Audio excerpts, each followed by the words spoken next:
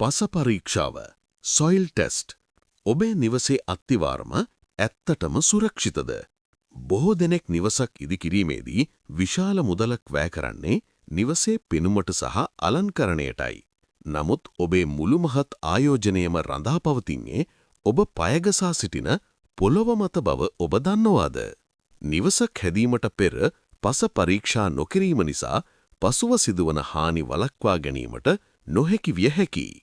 පස පරීක්ෂාවක් soil test අත්‍යවශ්‍ය වන්නේ ඇයි? 1. අත්තිවාරමේ ශක්තිමත්භාවය තීරණය කිරීම. සෑම පසක්ම එක හා සමාන නැත. ඇතැම් පස් වර්ගවරක අධික බරක් දරා ගැනීමේ හැකියාව ඇති අතර ඇතැම් පස් වර්ග උදා නිසරු පස හෝ මඩ සහිත පස ඉතා ඉක්මනින් ගිලා බැසීමට ඉඩ ඇත. පස පරීක්ෂාවකින් ඔබේ ඉඩමට වඩාත්ම ගැලපෙන අත්තිවාරම් වර්ගය ස්ට්‍රිප් ෆවුන්ඩේෂන්, රාෆ්ට් ෆවුන්ඩේෂන් හෝ පයිලින් කුමක්දයි ඉංජිනේරුවරයාට නිවරදිව තීරණය කළ හැකියි. 2. බිත්ති පිපිරීම් සහ ගිලා බැසීම් වැළැක්වීම. නිවස සාදා වසර කිහිපයකට පසු බිත්තිවල ඇතිවන විශාල පිපිරීම් වලට ප්‍රධානතම හේතුව වන්නේ අසමතුලිත ලෙස පස ගිලා බැසීමයි.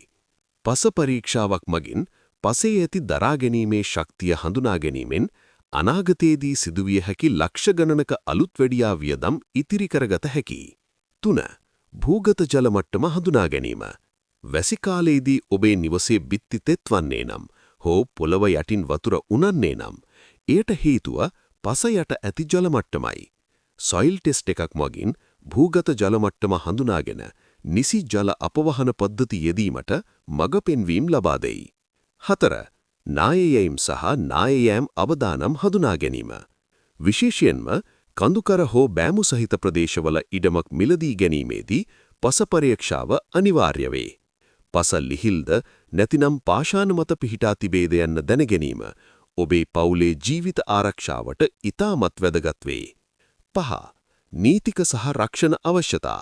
වර්තමානයේ බොහෝ පළාත් පාලන ආයතන නිවාස සැලසුම් අනුමත කිරීමට පෙර පස පරීක්ෂණ වාර්තාවක් ඉල්ලා සිටී. එසේම නිවසක් සඳහා රක්ෂණාවරණයක් ලබා ගැනීමේදීද නිසි ප්‍රමාණයට අනුව පස පරීක්ෂා කර තිබීම අතරවාසියකි. සාරාංශය. පස පරීක්ෂාව සඳහා වැයවන සුළු මුදල ඔබේ මුළු ජීවිත කාලයේම මහන්සියෙන් හදන නිවස සුරක්ෂිත කිරීමට කරන රක්ෂණයක් වන්නේ. ඉඩමක් මිලදී ගැනීමට පෙර හෝ නිවසක් සැලසුම් කිරීමට පෙර අනිවාර්යෙන්ම පස පරීක්ෂා කර බලන්න. ඉදිකිරීම සඳහා සුදුසුම පරීක්ෂා කරන ලද නිරවුළු ඉඩම් තෝරා ගැනීමට ලංකාවේ විශ්වාසනීයම සහකරු idam.lk අපට අදම කතා කරන්න.